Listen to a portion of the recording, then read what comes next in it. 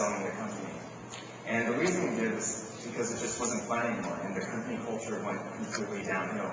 I remember when it was just 5 or 10 of us, and it was kind of like your typical .com back in the day. It was a lot of fun. We were working around the clock, sleeping under our desk. I had no idea what day of the week it was, but we didn't know any better to pay attention to company culture. And so we ended up hiring all the people with the right skill sets and experiences, but they weren't necessarily culture fits. And I remember, by the time we were 100 people, I myself dreaded getting out of bed in the morning and was hitting that snooze button over and over again because I really was not looking forward to going into the office. So, that was kind of a weird feeling because this was a company I was co-founder of, and if I myself didn't want to go into the office, then how must the other employees feel? So we ended up selling the company to Microsoft, and then Alfred and I got together and formed an investment fund. We invested in about 20 or so different internet companies, and Zappos just happened to be one of those 20. But over the period of a year, I realized that, number one, investing was really boring. I miss actually being part of building something. And then I also realized that out of all the investments I made, that Zappos was both the most interesting and the most promising, and really enjoyed the people there. So within a year, I ended up joining Zappos full-time, and I've been with Zappos ever since. On November 1st of this year, so just a couple weeks ago, we announced that Amazon actually just officially closed the acquisition of Zappos. But from the outside, it looks very similar to the Linkage deal. It looks like created a company and then ended up selling it. But internally, it's actually almost the complete opposite. The Linkage, the reason we ended up selling the company was because we wanted to get out. It was no longer a fun place. Whereas at Zappos, our number one priority is company culture, and we've really grown this family, and it's the culture that has made Zappos what it is today. And part of the deal with Amazon is that we will actually remain independent, and it's basically like swapping out our board of directors with a new one. We're going to continue growing our culture and our business the way we have been, and I'll talk a little bit more about that later on. So a little bit about Zappos. Right now we have about 1,400 employees, and about half of them are in Kentucky, which is where our warehouse is, and everyone else is in Las Vegas. And most people think of us as an online retailer of shoes because that's how we started, but internally we actually think of our company pretty differently. We have a saying that says we're a service company that acts to sell. We used to be shoes, actually clothing now, cosmetics, even kitchenware and housewares. And we're hoping actually 10 years from now, people don't even realize we started out selling shoes online. And 20 or 30 years from now, it doesn't even have to be about e-commerce. We've actually had customers email us and ask us if we would please start an airline or run the IRS. And we're not going to do either of those things this year, but 20 or 30 years from now, I wouldn't rule out a Zappos Airlines that's just about the very best customer service and the very best customer experience. So one brand we look to for inspiration sometimes is Virgin. They're in a whole bunch of different businesses like music, airlines, and so on. The difference is that the Virgin brand is really more about being hip and cool, whereas we just want to be about the very best customer service. We've gotten a lot of recognition, especially over the past 12 months in the media, but the one we're proudest of is in January of this year, we made Fortune 100 Best Companies to Work For, and we're actually the highest ranking debut for a newcomer for 2009. And that was a goal that we had set early on because we wanted to make sure that we did not make the same mistake that I made at Linkage. And so we made sure that culture would never not be a priority for the company.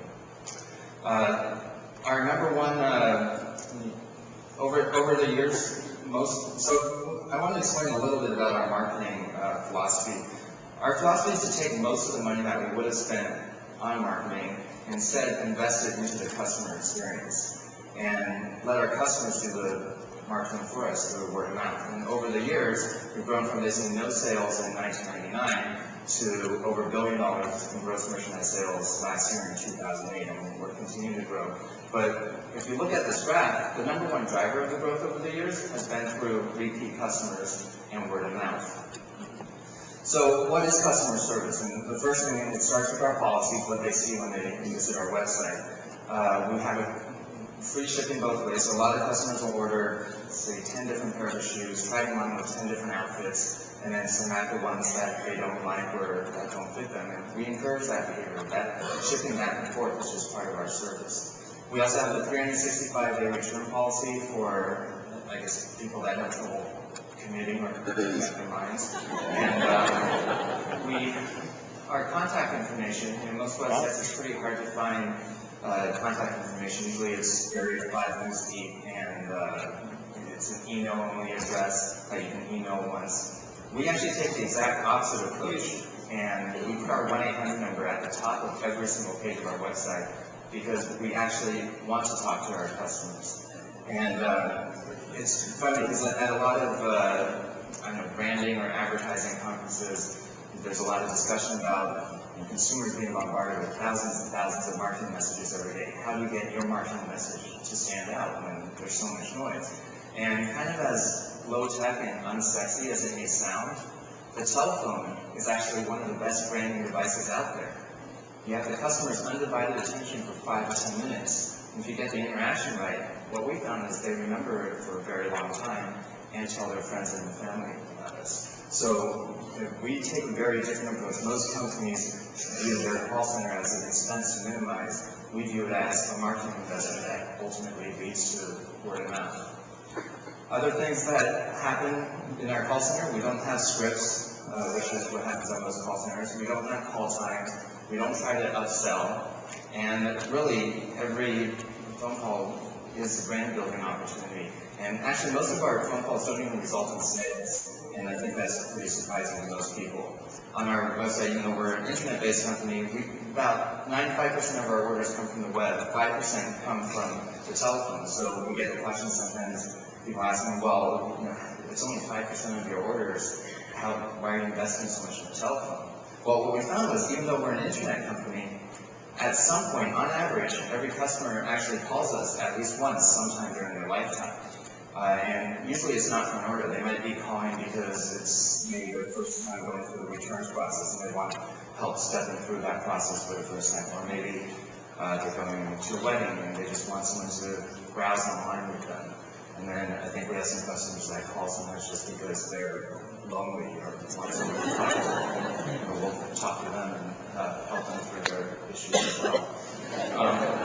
And then the other thing that happens is when you start thinking of this mindset of the telephone being a branding opportunity, is it starts causing you to just act differently in certain situations. So here's an example. When a customer calls, and let's say they're looking for a specific pair of shoes, and we're out of stock of their size, we'll actually look on at least 3 competitor websites. If we find it there, direct the customer to a competitor.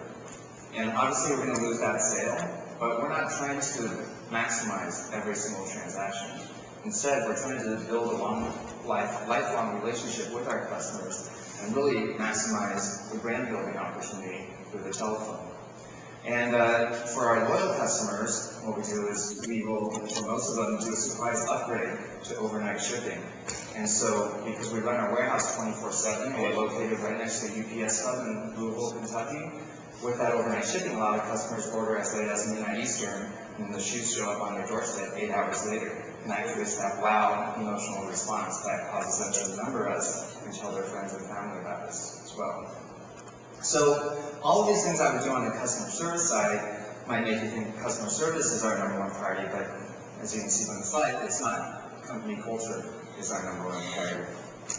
Our whole belief is that if we get the culture right, then most of the other stuff, like delivering great customer service or building a long-term enduring brand, will just happen naturally on its own. So I'll give some examples of how we build that culture.